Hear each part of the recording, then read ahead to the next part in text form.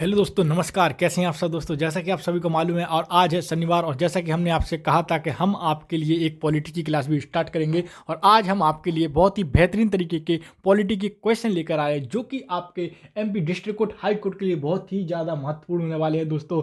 और आपको एक और इन्फॉर्मेशन देना चाहूँगा, आने वाले समय में अगर आपने हमें सहयोग किया, अगर आप हमारे चैनल पर नए हैं तो हमारे चैनल को सब्सक्राइब कीजिए। और आने वाले समय में हम आपके लिए हिंदी की भी क्लास स्टार्ट करेंगे और मैथ प्लस रीजनिंग की क्लास स्टार्ट करेंगे। बस आपका सहयोग चाहिए। सहयोग ये है दोस्तों कि अगर आप हमारे चैनल पर नए हैं तो प्लीज़ हमारे चैनल को सब्सक्राइब कीजिए और बेल आइकन को ऑन कीजिए। और अगर आपको क्लास पसंद आए तो हमारे चैनल को, हमारी वीडियो को लाइक कीजिए दोस्तों। और एक चीज़ और आपको इन्फॉर्मेशन देना चाहूँगा दोस्तों, जैसा कि आप सभी को मालूम है कि हम आपके लिए मॉक टेस्ट अवेलेबल करा रहे हैं ऑनलाइन, और जल्द ही एक मॉक टेस्ट अवेलेबल होने वाला है। अगर आप अभी तक हमारे व्हाट्सअप ग्रुप और टेलीग्राम ग्रुप से नहीं जुड़े हैं तो मैंने डिस्क्रिप्शन में आपको उसकी लिंक दे दी है, और व्हाट्सअप से जुड़ने के लिए हमने आपको एक नंबर भी प्रोवाइड करा दिया है, जो कि मैंने डिस्क्रिप्शन में दिया है। आप उस नंबर पर अपना नाम और डिस्क्रिप्शन, अपना डिस्ट्रिक्ट का नाम बता दीजिए, हम आपको ग्रुप से ऐड कर देंगे। आइए दोस्तों, देर ना करते हुए चलते हैं अपने आज के पहले क्वेश्चन पर। और हमारा आज का पहला क्वेश्चन ये रहा।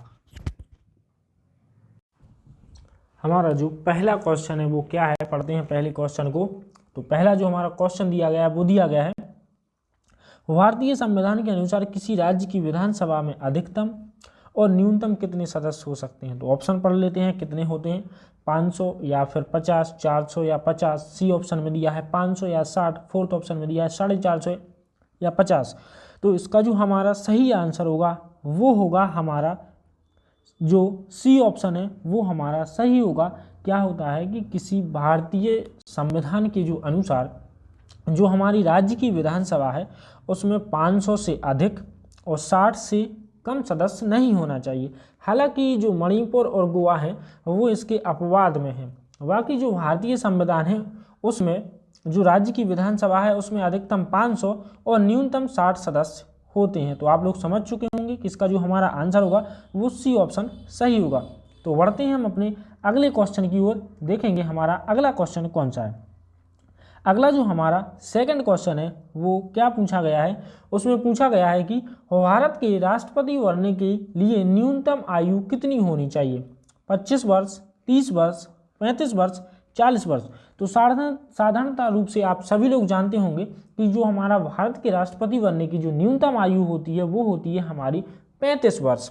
और इसी के साथ साथ जो उपराष्ट्रपति के रूप में जो कार्य करने के लिए भी न्यूनतम आयु क्या होती है, 35 वर्ष होती है। और इसके साथ साथ जो हमारा राष्ट्रपति जो बनने के लिए अन्य योग्यताएं होती हैं वो ये होती हैं कि वो भारत का निवासी होना चाहिए। सेकंड बात ये होती है कि वो पागल नहीं होना चाहिए, ना ही दिवालिया घोषित होना चाहिए। तो आप लोग समझ चुके होंगे जो हमारा सेकंड का जो हमारा आंसर होगा वो होगा हमारा, भारत के राष्ट्रपति बनने के लिए जो न्यूनतम आयु होती है वो होती है 35 वर्ष। चलिए अगले क्वेश्चन की ओर चलते हैं। थर्ड क्वेश्चन देखेंगे, थर्ड क्वेश्चन में हमसे क्या पूछा गया है। तो थर्ड क्वेश्चन देखेंगे, थर्ड क्वेश्चन पूछा गया है कि जो भारत के कितने राष्ट्रपति थे सॉरी दोस्तों, भारत के कितने राष्ट्रपति थे जो निर्विरोध चुने गए हैं, 1, 2, 3 या 4। तो इसका जो हमारा सही आंसर है वो भी ऑप्शन इसका सही है, जो 2 राष्ट्रपति थे जो कि निर्विरोध चुने गए हैं। तो इसी के साथ साथ आप लोगों को ये भी बता देता हूं मैं कि जो नीलम संजीव रेड्डी थी और एक दूसरे थे कौन, डॉक्टर राजेंद्र प्रसाद, जो 1950 से 1952 तक निर्विरोध चुने गए थे। लेकिन उसके बाद उन्हें अपने विरोधी उम्मीदवारों का भी सामना करना पड़ा था। तो आप लोग समझ चुके होंगे कि जो हमारे राष्ट्रपति थे वो निर्विरोध कौन कौन से चुने गए थे। एक थे नीलम संजीव रेड्डी और दूसरे थे डॉक्टर राजेंद्र प्रसाद। 1950 से 1952 तक निर्विरोध चुने गए थे। वाकई ने फिर इसके बाद में अपने उम्मीदवारों का सामना करना पड़ा था। तो हम बढ़ते हैं अपने अगले क्वेश्चन की ओर, देखेंगे हमारा जो फोर्थ क्वेश्चन है वो हमारा कौन सा है। तो फोर्थ क्वेश्चन पढ़ लेते हैं। फोर्थ जो हमारा क्वेश्चन दिया गया है वो दिया गया है हमारे लिए कि भारतीय संविधान में जो 11वां मौलिक अधिकार है कौन से संशोधन के बाद जोड़ा गया था।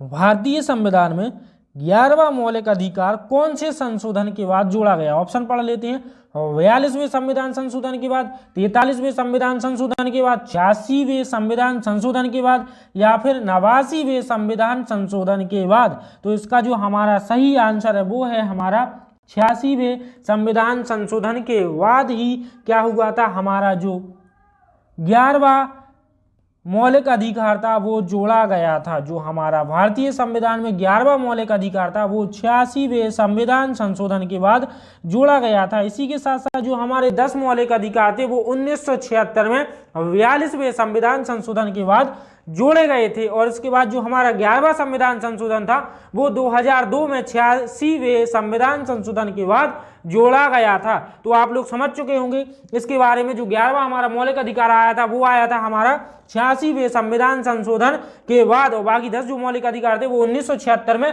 42वें संविधान संशोधन के बाद जोड़े गए थे।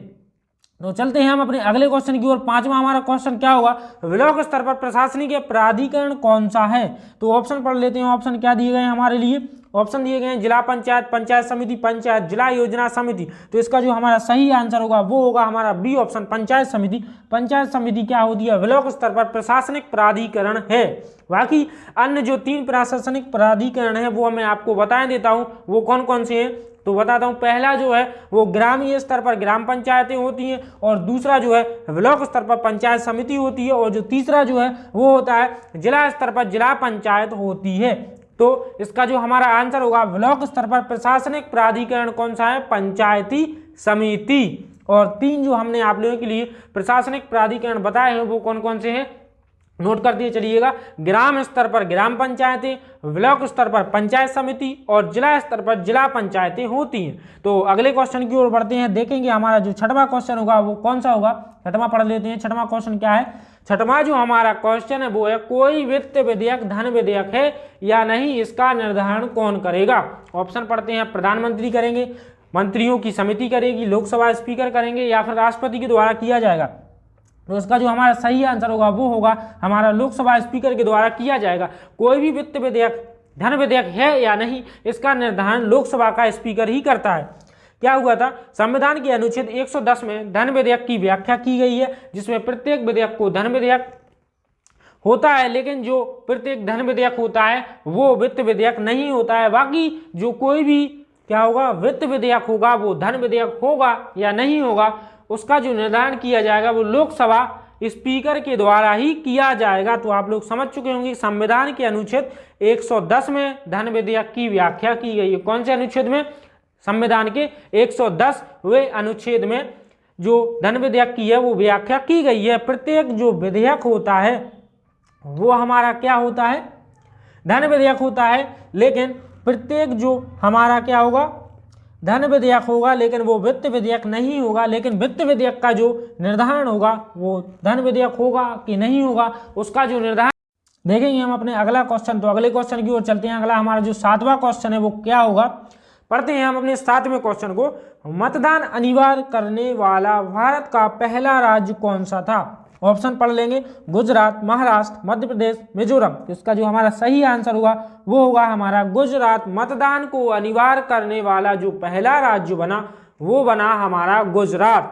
तो चले अगले क्वेश्चन की ओर चलते हैं। अगला जो हमारा 8वां क्वेश्चन है वो क्या है, भारत के संविधान में संसदीय व्यवस्था किस देश के संविधान से ली गई है। जो भारत के संविधान में जो संसदीय व्यवस्था है वो किस देश के संविधान से ली गई है, United kingdom, Germany, United state, Canada. तो इसका जो हमारा सही आंसर है वो है हमारा यूनाइटेड किंगडम से ली गई है। जो हमारे भारतीय संविधान की जो संसदीय व्यवस्था है वो यूनाइटेड किंगडम से ली गई है। तो चलते हैं अगले क्वेश्चन की ओर। हमारा जो 9वां क्वेश्चन होगा वो कौन सा होगा, भारतीय संविधान में संघ की व्यवस्था किस देश के समान है। जो भारतीय संविधान है उसमें जो संघ व्यवस्था है वो किस देश के समान है अपना। तो United state, United kingdom, Australia, Canada. बताइए दोस्तों इसका आंसर क्या होगा।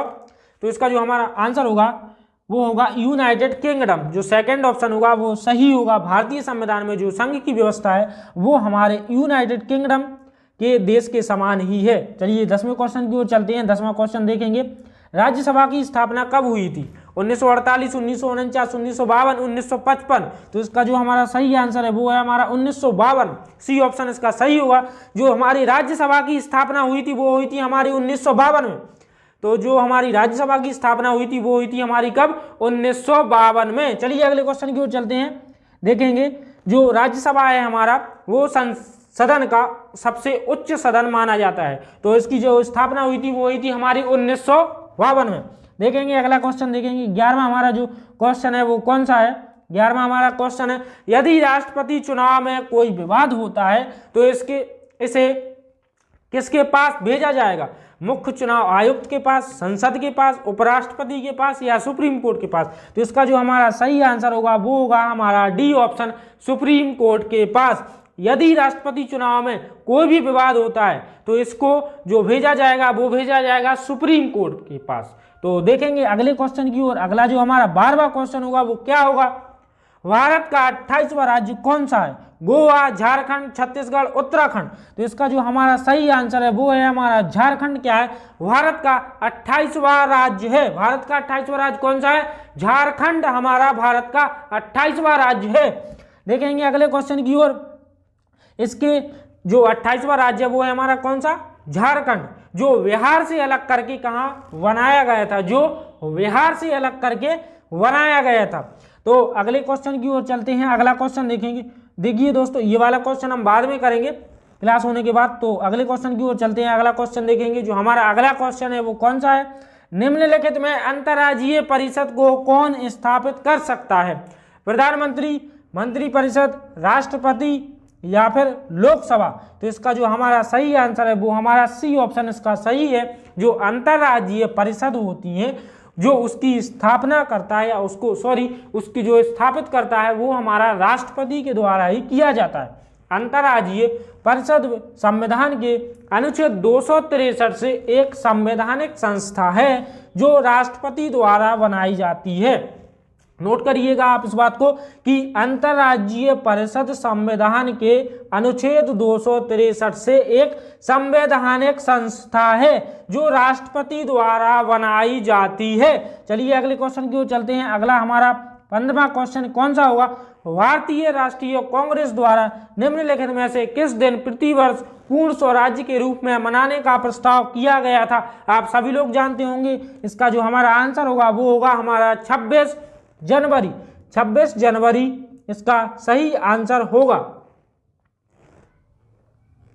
तो आप लोगों को मैंने बताया कि कांग्रेस के 1929 के अधिवेशन में पंडित जवाहरलाल नेहरू की अध्यक्षता में कांग्रेस ने 26 जनवरी को प्रतिवर्ष पूर्ण स्वराज्य के रूप में मनाने का निर्णय लिया। तो इसका जो हमारा आंसर होगा वो होगा हमारा 26 जनवरी।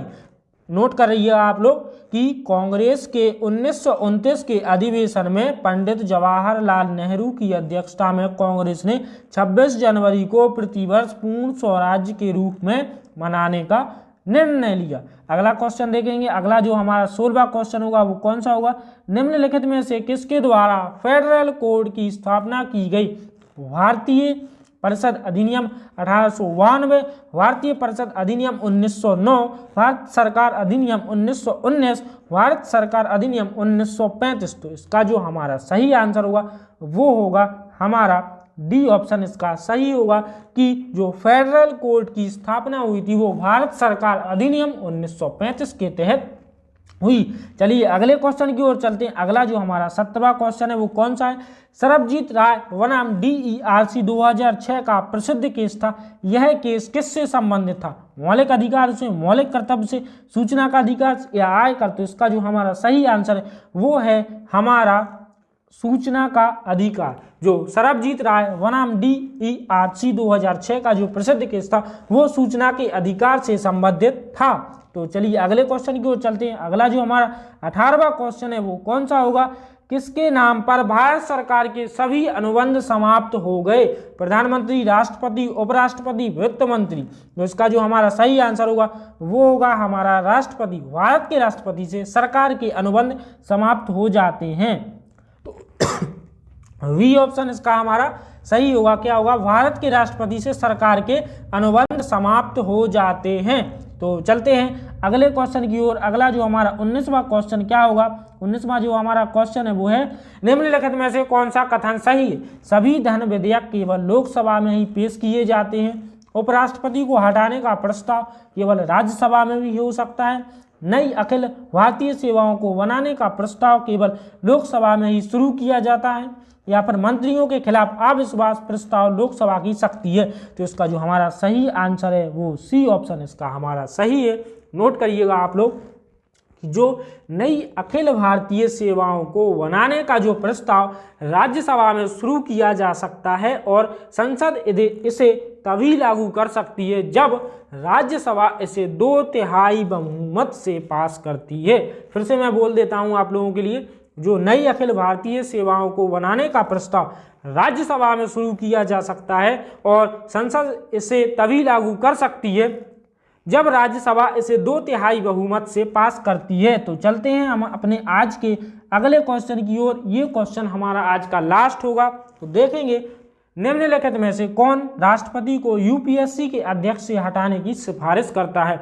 उपराष्ट्रपति, सुप्रीम कोर्ट और सी में दिया है मानव संसाधन विकास मंत्री या इनमें से कोई नहीं। तो इसका जो हमारा सही आंसर होगा वो मैं बता देता हूं आप लोगों को। इसी के साथ साथ दोस्तों आप लोग कमेंट बॉक्स में ये भी बताइएगा कि हमारी जो आज की क्लास है आप लोगों को कैसे लगी। हम आप लोगों के लिए जो सैटरडे टू सैटरडे जो पॉलिटी की क्लास है वो शाम को लाएंगे डेली टू डेली। तो इसी के साथ साथ जो इसका हमारा आंसर होगा वो होगा हमारा सुप्रीम कोर्ट। चलिए दोस्तों आज की जो हमारी क्लास होती है वो होती समाप्त। सभी लोगों को मकर संक्रांति की बहुत सारी हार्दिक शुभकामनाएं। इसी के साथ साथ अगले क्लास में मिलते हैं कंप्यूटर की क्लास में सोमवार को, और अगली जो क्लास होगी हमारी वो होगी हमारी सैटरडे को पॉलिटी की। जय हिंद, जय भारत दोस्तों।